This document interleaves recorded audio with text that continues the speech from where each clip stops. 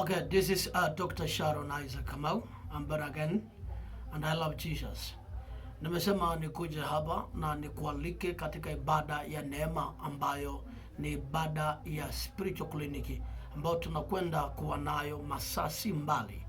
Ninakualika mahali popote ulipo utufuatilie kwa njia ya mtandao, njia ya YouTube na njia ya Facebook.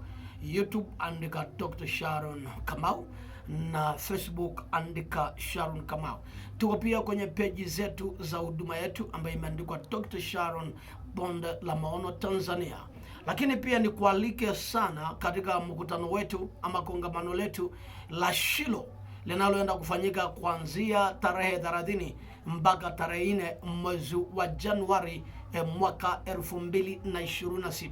Ninaamini ya kwamba ukihudhuria kongamano hilo ambao ni kongamano la Shilo lililobeba neema ya kutokuzuiliwa ndani ya mwaka wa 2026, ninakualika na alika jirani yako, alika ndugu yako, bebana na wagonjwa walioshindikana hospitalini.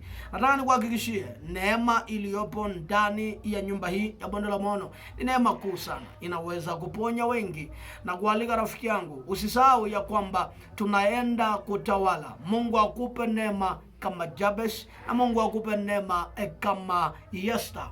Ninakumbuka ya kwamba tuna maombi inaitwa the prayer of Jabez ambao tunaanza wiki inayofuata, maombi ya Jabez, maombi ambayo ya Mungu anakwenda kutupanulia mipaka, maombi ya kupanua mipaka. Ndio maana Jabez alimwambia Mungu, amwambia Bwana, ikiwezekana Lord enlarge my territory.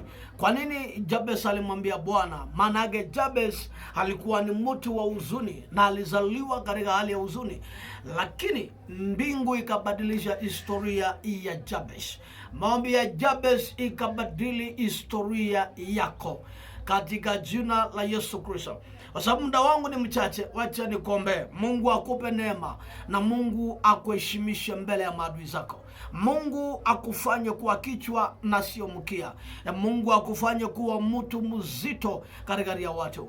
Wacha nikutakie siku njema na siku ya baraka unapojiandaa kuja kwenye ibada ya spiritual clinic. Ni mimi rafiki yako Dr. Sharon Isaac Kamau. Karibu sana. Bye bye.